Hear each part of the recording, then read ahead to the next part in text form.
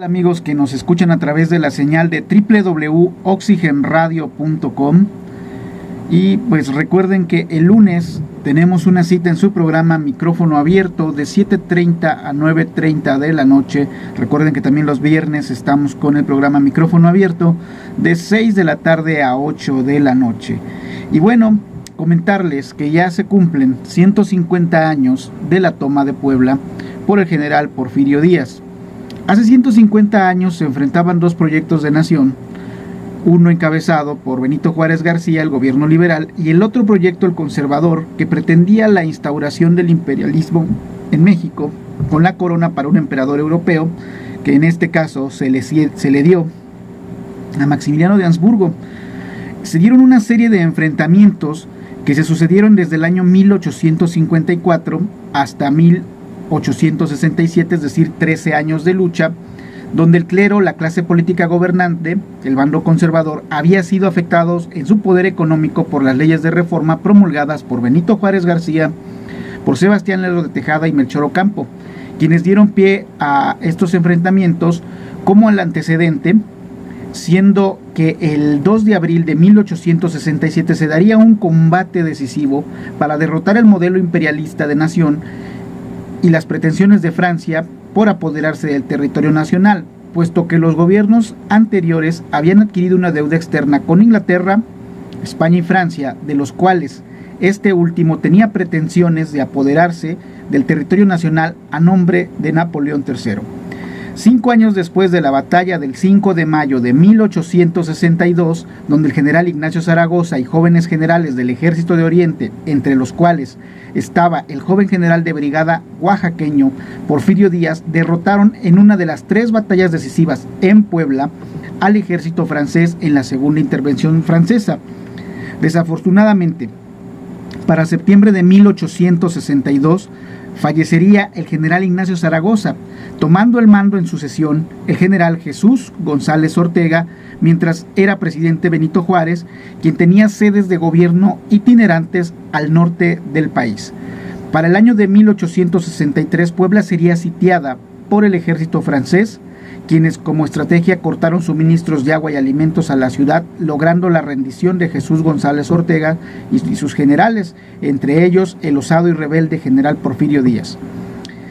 Ellos fueron tomados presos y en el trayecto a Veracruz, con intención de llevarlos cautivos a Francia, algunos de estos generales lograron escapar de un confiado ejército francés, destacando el escape, por supuesto, de Porfirio Díaz. Díaz se reporta listo para regresar al frente de batalla y pone de enterado al presidente Juárez, que a través de su secretario Justo Benítez, y a Díaz se le otorga un nombramiento de general de división, es decir, lo ascienden en su rango, con mayores facultades por parte del presidente, como recaudar impuestos, instaurar o deponer gobernantes, mismo poder que lo lleva a ser gobernador de su estado, y reanuda su labor militar con la ayuda del expresidente Juan Álvarez. Desgraciadamente es derrotado por el general conservador Aquiles Bacén en Oaxaca y llevado a prisión a Puebla, donde vuelve a escaparse de la custodia del barón de Cismandía, disfrazado de mujer.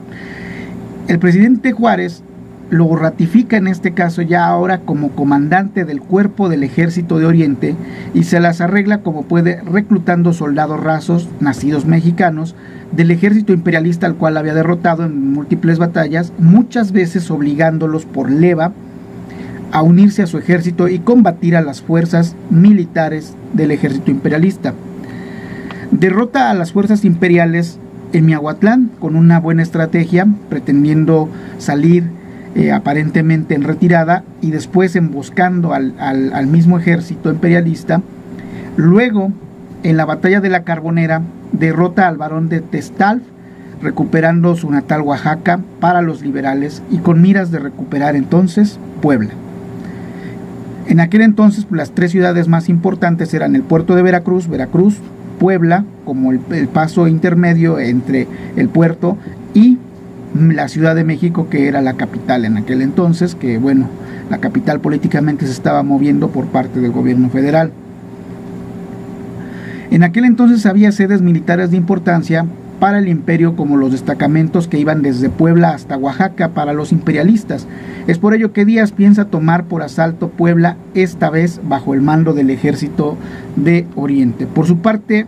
Leonardo Márquez, general conservador, se entera de los movimientos de Díaz, quien se dirigía a Puebla. En vez de ir a México, que era donde se dirigía Leonardo Márquez, para pedir fuerzas originalmente para reforzar Querétaro, que era la sede del imperio, marcha hacia Puebla, mientras que Porfirio Díaz emprende una incursión a Puebla a las 2:30 de la madrugada del 2 de abril de 1867. Díaz toma la decisión de enfrentar una Puebla fortificada a como diera lugar, a sangre y fuego, dividiendo su ejército en 17 columnas, en una sangrienta batalla. Poco a poco, gracias a la valentía, ferocidad y osadía del Ejército de Oriente, logran penetrar las líneas de defensa imperialista hasta tomar la ciudad. Al enterarse de la victoria de Díaz en Puebla, el general Leonardo Márquez emprende la retirada hacia México, por lo cual Díaz había anticipado y dio la orden de detener a cualquier costo el avance de Márquez, y por ello le pide al coronel Jesús Ladane frenar el paso de Márquez, aún al costo de perder su propio ejército. Esto se dio en una batalla en San Lorenzo el 10 de abril de 1867, ganando tiempo suficiente para que Díaz y el Ejército de Oriente llegaran a derrotar a Márquez de forma definitiva. Al poder asegurar la Ciudad de México, quedan únicamente Veracruz y Querétaro para las fuerzas imperiales. El general Mariano Escobedo, el 15 de mayo, se enfrenta a las fuerzas imperiales de Maximiliano de Habsburgo. 28 días después logran su rendición, pues ya se ve acorralado el gobierno imperialista y no le queda otra más que rendirse. Y con la captura de Maximiliano de Habsburgo y los generales conservadores Miramón y Mejía, se cierra este capítulo para que el 15 de junio de 1867 se delibere la ejecución por pena de muerte y por fusilamiento de estos tres personajes en el Cerro de las Campanas. Se considera que la República fue restaurada hasta 1876, tras la muerte de Benito Juárez en 1872 y la llegada de su sucesor, Sebastián Lerdo de Tejada, pero pues el general Porfirio Díaz organizaría una rebelión para derrocar a Lerdo de Tejada y ascender a la silla presidencial, puesto que el argumento de Díaz era que mientras su antecesor, que fue Benito Juárez, tenía una sede alterna, los que realmente estaban peleando por la patria y a quienes se les debía la restauración y el honor de estar al mando, pues era el Ejército de Oriente, encabezado por todas las victorias militares de este héroe en su momento, Porfirio Díaz, del cual hablaremos este lunes. Muchas gracias.